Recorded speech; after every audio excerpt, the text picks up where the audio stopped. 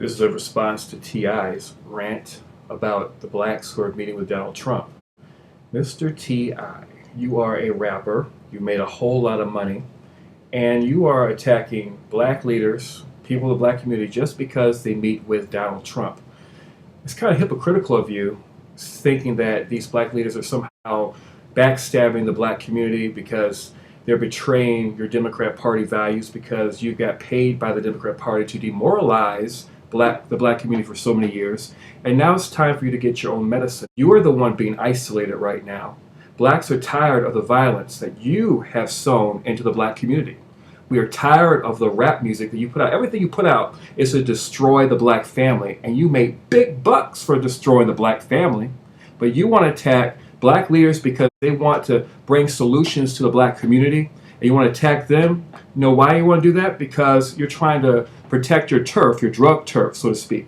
Because you want to get your money from all these blacks who are being demoralized to continue with a mindset of dysfunctionality, so you continue to get your money from those people that they've been paying for your wages and believing in your rhetoric, and then going back to jail, they're going to jail, they're going to the gangs that feeds your empire of crime, blood money. That's what your rap music is. It's nothing but a bunch of blood money. So let's just look at your songs here. Okay, No Mediocre, About the Money, all right? Live Your Life. It's all gang stuff. Look at it. Dead and Gone. Oh, he wants to be dead? He wants to be gone? Of course, that's what's happening. You prophesied, you prophelied into our community for too long.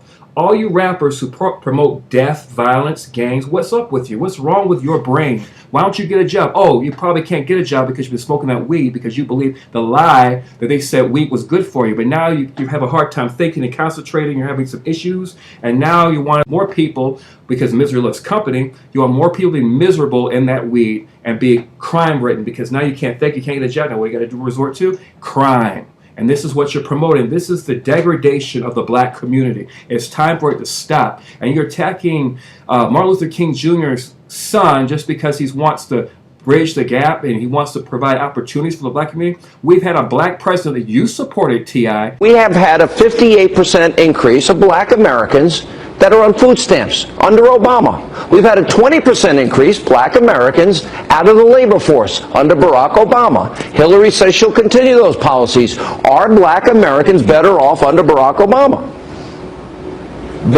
Don't ask me, ask Cornel West, who has said several times, and Travis Smiley. Absolutely not.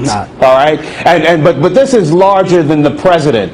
We're talking about 50 years of a political Berlin Wall within black America that has to be shattered. And the fear that the Democratic Party has is that Donald Trump has the attitude and the will, and he will do what it takes to win this election and to break down that wall. Donald Trump's outreach to African Americans is so effective that it brought Hillary out of hiding. I mean, there was a hashtag, "Where's Hillary?" But she fears that Donald Trump's outreach and the statements that he's been making towards African Americans about how he can improve the quality of life for a number of African Americans, it struck a nerve with her campaign, and they told her, you have to do something. So she went on TV, she opened up a pickle jar to prove that she's healthy.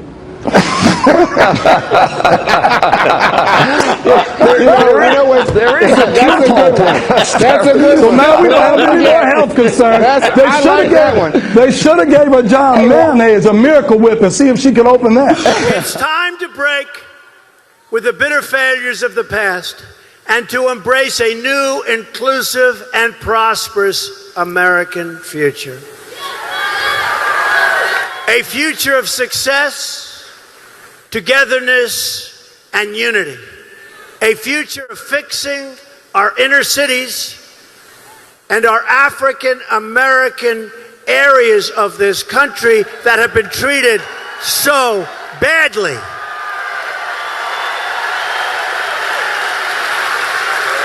Our inner cities are a horror. No jobs, no safety, education is the worst. We're going to fix it. We're going to fix it. You've been hearing that for years and years by the Democrats who have run the inner cities for, in some cases, more than 100 years straight. We're going to fix our inner cities. And I'm going to get tremendous votes from the African American community. And we're going to get tremendous votes from the Hispanic community. We're going to bring jobs back to our country. We're going to bring jobs back to our country. And once more, we're going to have a government of, by, and for the people.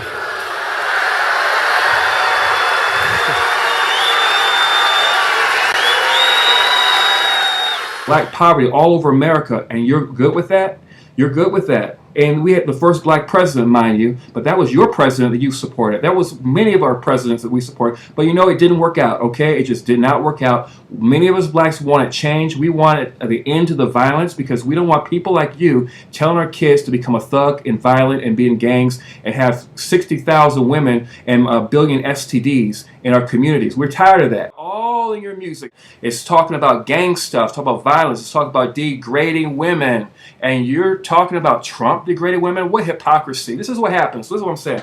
Why is it that when blacks become Democrats, the party that created the Klu Klux Klan and the Jim Crow laws and that stuff, how is it when blacks become Democrats, we do everything against ourselves and say everything against ourselves that the Klu Klux Klan used to say and do against us? No longer celebrate the civil rights movement. We now use the N-word ourselves and call each other the N-word. That's ridiculous. That means you disregarded the black civil rights movement. Why is that? Because you all have become Democrats. You talk about blacks selling out and stuff, your innuendos, your implications with that blacks are selling out, but you all have sold out. You're the one that disregarded Martin Luther King, who was a Republican, and Malcolm X, who was a Republican, and you decided to vote for the party of the Klu Klux Klan. What do you expect when you vote for the party of the Klu Klux Klan? But the results that we have today, massive poverty, poor educational system. You put the foxes in charge of the hen house. You did it for money.